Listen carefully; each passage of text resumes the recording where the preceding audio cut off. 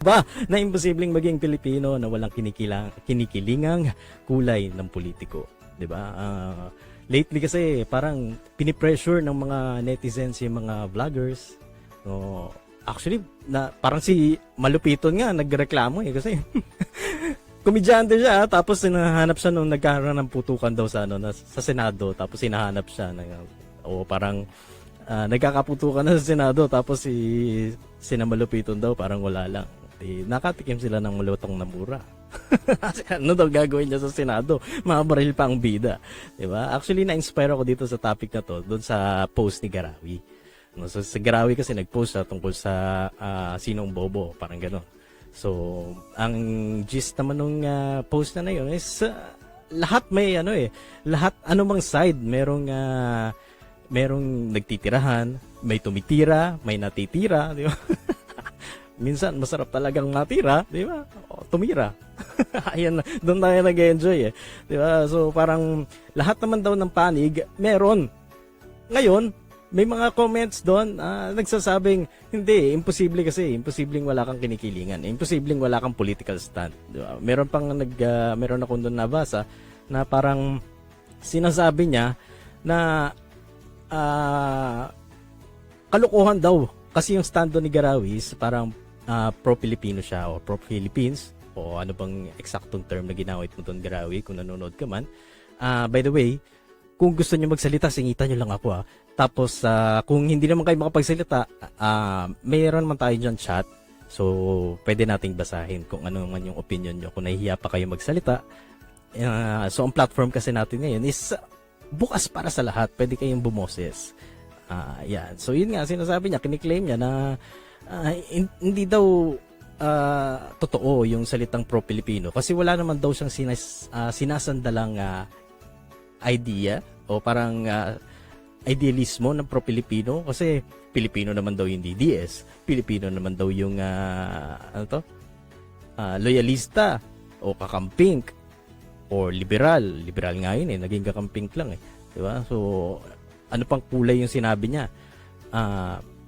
Parang sinasabi niya na bilang Pilipino, normal na meron kang kinikilingan. O mamili ka na lang daw doon. Kasi kung pro-Pilipino ka, Pilipino nga silang lahat daw so saan ka doon? 'Di ba? So, matanong natin yung mga audience natin ngayon or yung mga kasama natin dito sa Discord. Uy, ang ba na imposibleng maging Pilipino na walang kinikilingang kulay ng politiko, 'di ba? Lately kasi parang pinipressure ng mga netizens yung mga vloggers.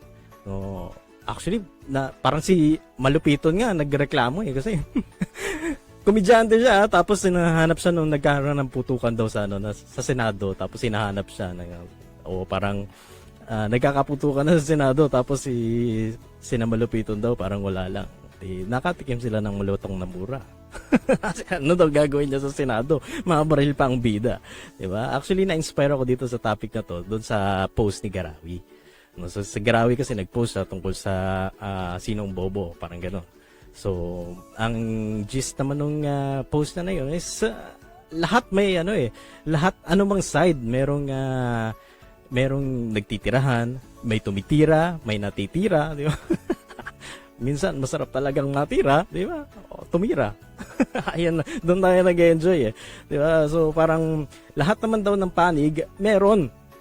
Ngayon, may mga comments doon nagsasabing hindi, imposible kasi, imposibleng wala kang kinikilingan, imposibleng wala kang political stand, di ba? Meron pang meron akong doon nabasa na parang sinasabi niya na kalokohan daw kasi yung stand doon ni Garawis parang pro-Filipino siya o pro-Philippines o ano bang eksaktong term na ginamit mo doon, Garawi, kung nanonood ka man. By the way, kung gusto niyo magsalita, singitan niyo lang ako Tapos kung hindi naman kayo makapagsalita, mayroon man tayo dyan chat. So pwede nating basahin kung ano man yung opinion niyo. Kung nahihiya pa kayo magsalita. So ang platform kasi natin ngayon is bukas para sa lahat. Pwede kayong bumoses. Yan. So yun nga, sinasabi niya, kiniklaim niya na hindi daw totoo yung salitang pro-Pilipino kasi wala naman daw siyang sinasandalang idea o parang